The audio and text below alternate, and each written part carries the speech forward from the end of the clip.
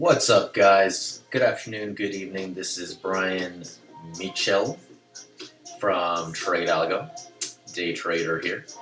I just wanted to make a kind of market review video ahead of CPI, just because I haven't done one of these in a while. So I'm going to go over a few stocks so that we can better prepare for the market tomorrow.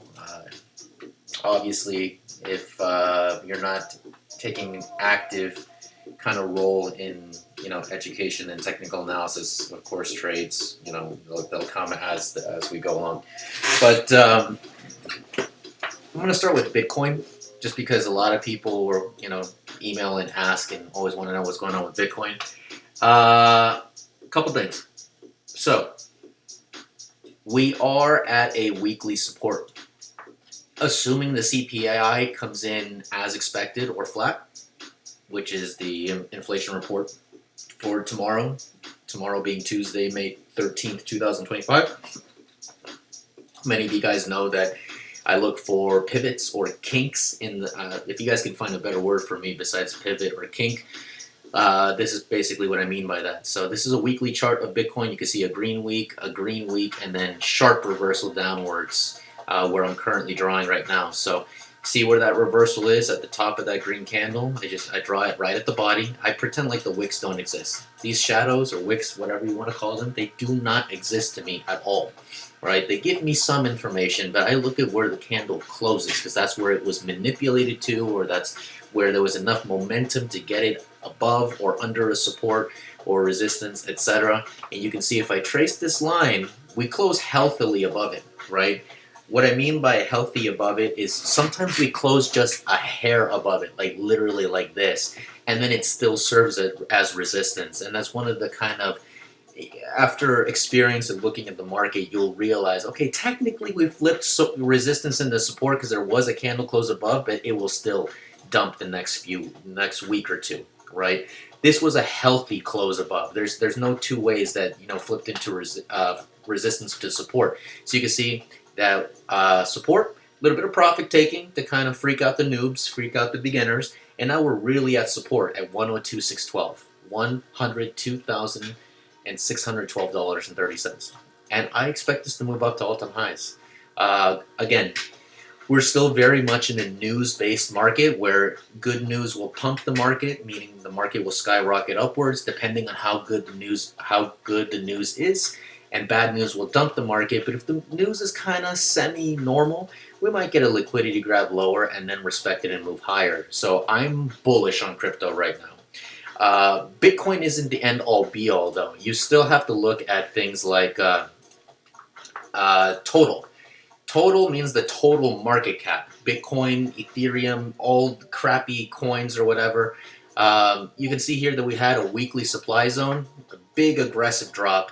So we go from the opposite color candle, that green one there, from the body to the wick, and that creates our zone of supply, which is kind of like a zone of resistance on this weekly time frame, each candle representing 1 week. And see how we got that candle close above?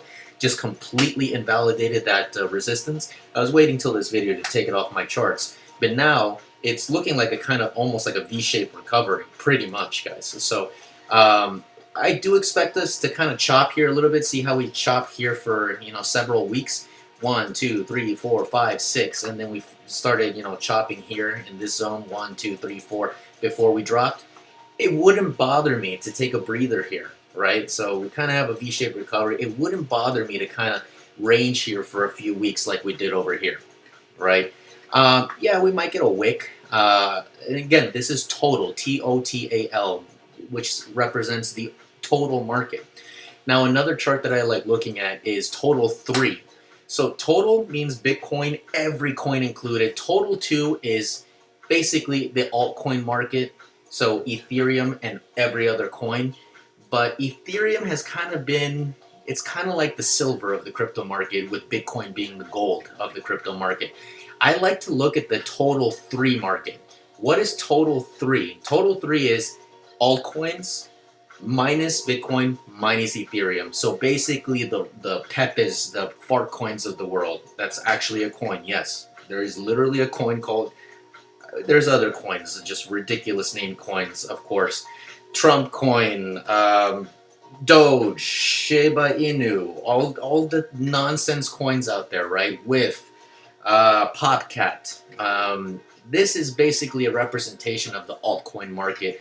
And since Ethereum is kind of a slow mover, it's basically looking pretty good, man. It's looking like a inverse head and shoulders to me. So many of you guys know what the head and shoulders pattern looks like this: shoulder, head, shoulder. Inverse just means if we flip it on its head, shoulder, head, and again, it wouldn't bother me to move sideways before the rocket ship up into the summer months, where September and August, maybe even July, a little bit sooner, are the months to sell, right? The blow off the top, the super FOMO, like, am I too late to get in? Where your Starbucks, your Starbucks barista, your Uber driver starts saying, hey, have you heard about this crypto thing?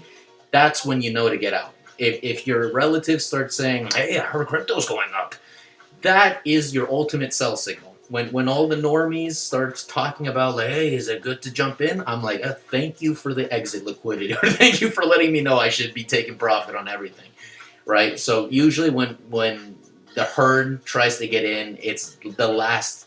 We call it the last gasp, kind of like the last air before you get pushed underwater, right? You can look that up. That is a technical term in trading.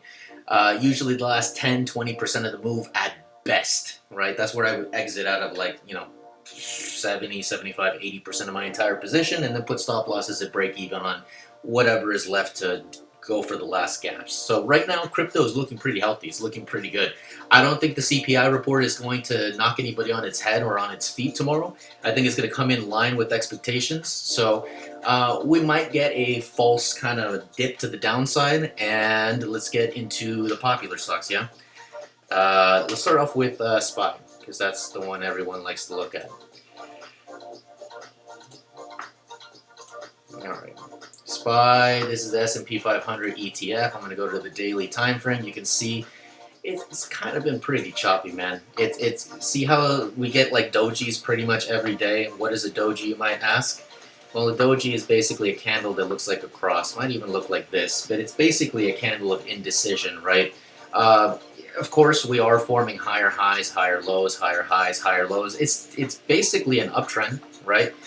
With the pop today, that's where the candle is, and that's basically pure news, right? Like I said at the beginning of the live stream, good news pumps the market. Basically, the pause on 90-day pause on tariffs, but in a healthy uptrend, like I just put here, higher high, higher low, higher high. We need a higher low. So it wouldn't surprise me tomorrow if CPI comes in normal and we still dump, just to get some profit taking, just to kind of resemble a healthy uptrend, right? Because just pure euphoria where we rocket ship upwards and just there's no higher highs and higher lows is not healthy for the market. That's just basically manipulation. That's hard to trade, I would say. So I like that we pushed up, right? But it was just based on news, unless you had a crystal ball and you knew exactly what Trump was going to say that on this week. I'm sure there's insiders, right? The market didn't really move much today, in all honesty. This is what I call a pop and chop.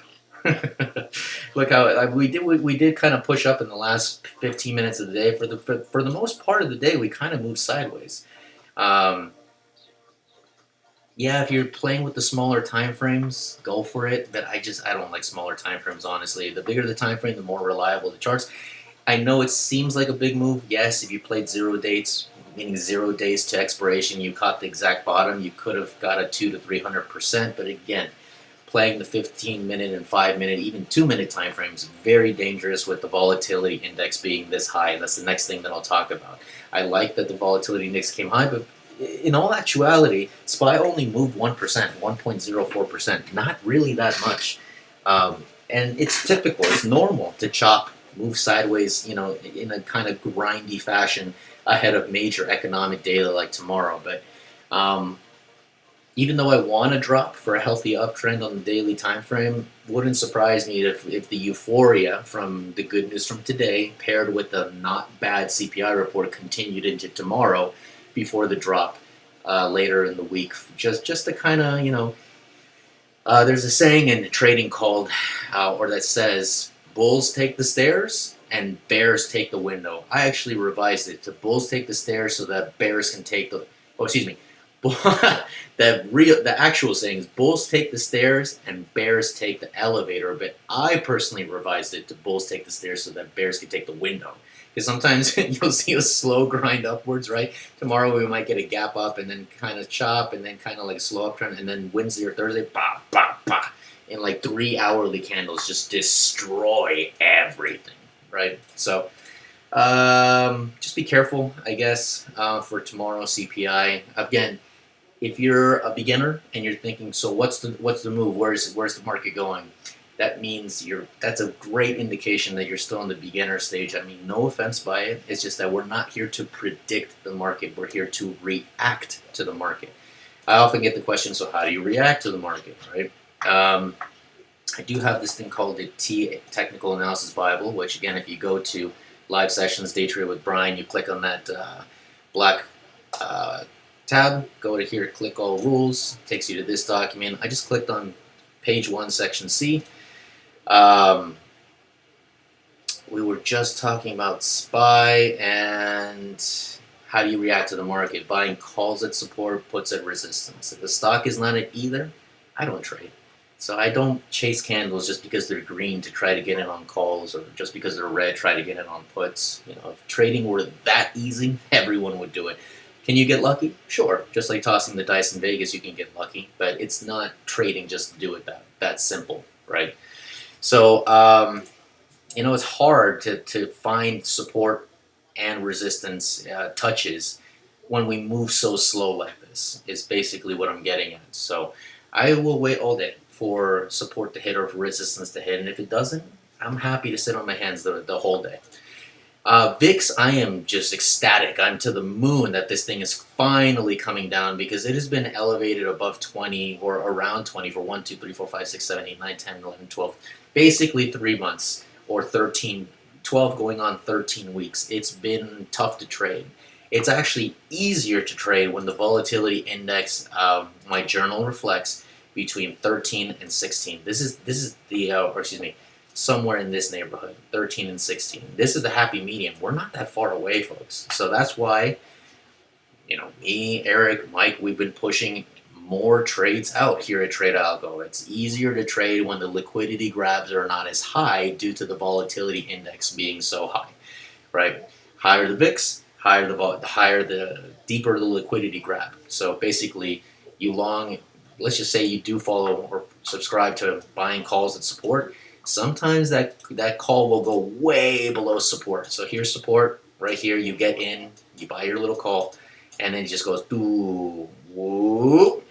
And if you had a 10, 20, 30%, this can go minus 90% in your call option before your call goes positive and finally respects that support. We're not in this environment anymore. I did not like that environment at all. at all. So I'm happy that the VIX is coming down, but I'm a little cautious here, because this is the weekly time frame. We have the weekly 200 simple moving average. This is a support where it can bounce off of. And obviously, if VIX goes up, market comes down. So if it respects either one of these two supports right here, we also have the weekly 50. I don't know why I labeled it daily. This is the weekly 200. Here's the weekly 50. It can easily bounce above there. And I hope not. I hope that the optimism continues, invalidates the technicals on this chart. What do I mean by that? Well, when there's euphoria in the markets, good emotion pumping the market up, it will water down technicals. Why? Because emotion, even if it's positive, will water down technicals. But the same is true for the opposite emotion. Bad news causes fear and panic selling. That emotion, even though it's negative or positive, it doesn't matter. Emotion in any form will invalidate the technicals. So if the euphoria continues, the technicals will invalidate on this chart, and we can get rid of some of our lines here. I hope that made sense. So moving on to some popular stocks, I did post in the Trade Algo Alerts channel some key levels: Microsoft 431, Amazon 190, 160, NVIDIA 120, AMD 101, Tesla 296. I'm going to blow through them really quickly. because the CPI report, like I said, I expect it to be a little bit flat tomorrow, but we'll see. This is a gappy chart, man. It's because I'm gappy. I don't really see any patterns. It's trying to form a higher high. Here is the higher low over here. If we can clear, I get a candle close above the daily, above 212.50ish. Let's call it 212.50. That'll be awesome. Now, most people, especially beginners, oh, we got to close above 212.50. Brian, does that mean up? No, remember, higher highs and higher lows is how market moves, right? So I'd wait for a pullback. Let me just see what that is really quick. I just caught an amazing, huge return on a crypto. I wish we focused on that at Tradago, but we unfortunately don't, because to teach folks to do VPNs and stuff like that, we can't teach folks to circumvent the law. We're a company that's honest and true with the full intentions of going public, right? So I get that question a lot. I just thought I'd throw that in there. Apple, so again, I would want a higher high, but then expect a higher low. Don't just long immediately is what I would say. Higher high, some consolidation, but we do have a daily support on Microsoft at 440.32. We just flipped it today. So I should maybe include that in the key levels. I just don't like... See this green line right here? This was a 1-day resistance. That is 1DR, 1-day resistance. We went a little bit above it. Nice little liquidity grab above it for the market makers, that is. And then again, so Thursday and Friday we respected this line. The news pushed us above this line, so now it is support. 1-day support. All right, 440.32. We do have some weekly resistance at 447.28. We have all week to possibly respect that. If the euphoria wears off, do something like that. Right. Moving on, NVIDIA. We do have a sloping trend line. You guys know that I like connecting bodies of candles together. You can see here, body to body. See how we respected that line beautifully a few times. Check this out. Look at that. Resistance, resistance, resistance. Now if we follow the yellow brick road all the way down, that is now support. So that's where that key level of 120 basically comes in. Breakout. If we get a retest, that's where I'd load up. Right? Just a simple breakout and retest. Next up, go ogle. Alphabet.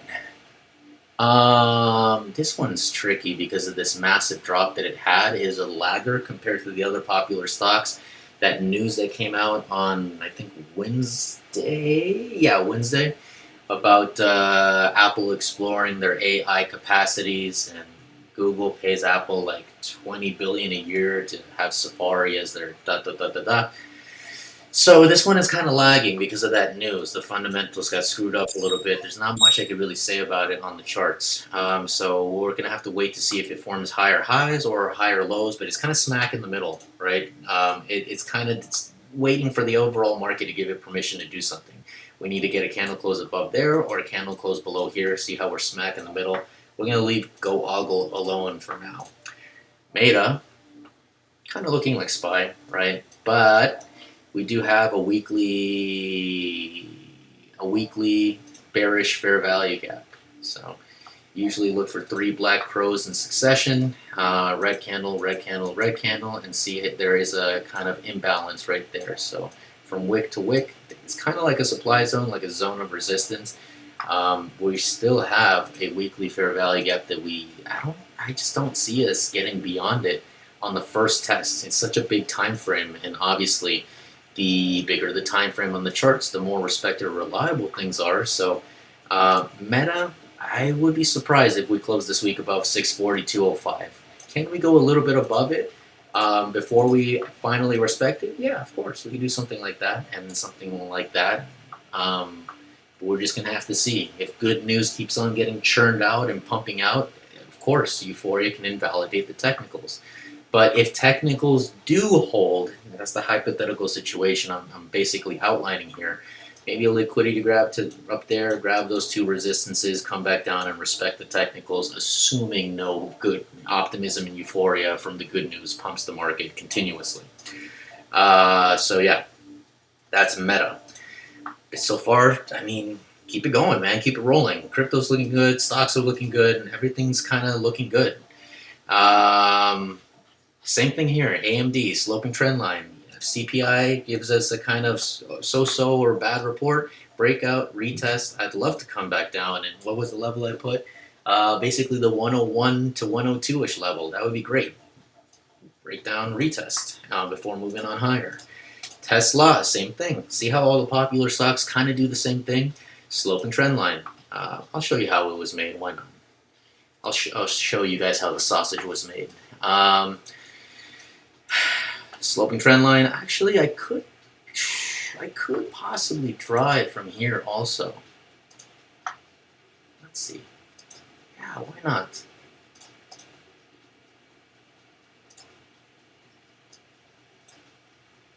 Yeah, whatever. It's above both. It's above both, and they're pretty almost. They're in tandem, right? But basically, this kind of 296, 294-ish area, that's a zone of buy. And why do I think it can reach that level? Because like Meta, we're in a bearish high time frame fair value gap. This is not a weekly fair value gap. This is a 1 day or daily bearish FVG fair value gap, and I put super strong. All right, so we can come back. We can come touch that 100 simple moving average on the daily and the 200 4-hour simple moving average, and then do something like that. Right. That's what I'm looking for. So I want to grab the put here somewhere around the 325-ish area, and I want to grab the call somewhere around the 294, 296-ish area, because we have two possible daily sloping trend lines, right? Just technically, I want to make sure that we can liquidity grab below both before moving up. So everything's a lotto size position in this market until the VIX starts coming down again between 13 and 16, where the liquidity grabs are not as deep. Amazonia. I don't like Amazon. Why? Because it has all these high time frame resistances. We have 208.19. That's a weekly. We got 208.36. That's a daily. There's another daily 208.73. Yeah, I don't know. That's too much high time frame resistance. Maybe CPI can push us up a little bit, but there's just too much resistance here, and bears were pretty good at getting us close to all those lines again, so I don't like Amazon. The others I like, but that one, meh. I could be proven wrong, right? I'm happy to be proven wrong. Also, again, I've taught this in my live streams many times, every day, Monday through Friday, 10:30 to 11:30, live sessions, Day Trade with Brian. Once you're here at the chat, just right there, live stream. IWM, IWM. If you see a daily and a 4-hour simple moving average running side by side, here's the daily 100, here's the 4-hour 200, kind of like what I want to see on Amazon, Tesla, nick it both, and then come back down. So somewhere around 209.70-ish, 210.50-ish is where I want to grab a put, hopefully tomorrow. We'll see. And lastly, QQQ, which is kind of like a slightly more steroid version of SPY, because it's more tech heavy, right? And if tech is doing good, it's going to perform better than SPY. I don't really see patterns or anything, to be quite honest, just a nice pump upwards. Not significant resistances. I have 3 1-hour resistances at 509.54, 509.54, 510.64, 510.64, and 511.110, 511.10. Yeah, man, that's it. Bitcoin's looking good. Crypto's looking good. CPI is tomorrow, today is May 12th, 2025. So we'll see what happens 1 hour before market opens tomorrow. And interestingly enough, PPI, which comes after CPI, normally is the day after, comes on Thursday. not on Wednesday. So there's like a delay, 1 day delay for whatever reason. So we'll see what happens, guys. I expect both those to come in line with expectations. If they come in point zero 0.01 above expectation, excuse me, below expectations, expect the market euphoria to just continue, if not get supercharged from today forward. So um, the technicals, of course, everything I said could be thrown out the window because, again, euphoria and optimism from good news from the CPI report will water down technicals. Doesn't matter if the emotion is positive or if the emotion is negative. So if it's tariffs being paused plus a good CPI report, everything that I said could have turned into mush, just blah blah blah, poop came coming out of my mouth. I hope I kept everything G-rated by saying, poop and fart coin and stuff like that. It's just also to keep a kind of light atmosphere amongst our members, right? When we shouldn't be so uptight trading the market, and otherwise I start worrying about our members. I want the best for them. Alrighty, folks, if you guys have questions for me, at the top of these guidelines is my email, my first name at the name of the company at tradealgo.com. If it is a support question, I'm not part of support. I'd love to handle it myself, but I'm just not part of support. That can be found here. So if you email something, hey, my payment comes out on the 16th, I have no administrative capacity in that regard. I'll just forward the email over to them. But if you guys want to send me your trading journals, which is my favorite type of emails, to see how we could tweak it together and make it better, or if you have questions of, hey, you drew this line kind of like this, can I ask why you drew it that way? Here's the screenshot from your video you just made, or anything technical analysis related, I'm here to serve you in the best capacity I can. All right. 2 official trades from me, one from Mike Andrews, which was from like a week or 2 ago, that finally manifested in a triple-digit return. Eric over the weekend hitting that NVIDIA ball out of the park, so major shout-outs to them. Those 2 boys are the MVPs today. But the crown goes to, whoever has the next best trade, right? And we're happy to celebrate those 2 today. So massive shout out to those folks, those gentlemen today. Great job. And I hope you guys are green. I hope you guys are smiling ear to ear being part of this super awesome company. And I hope this wasn't too long or too wordy. I hope you guys learned something. And I'll see you guys, as always, in the next one. Have a wonderful and blessed evening. And I'll talk to you guys soon.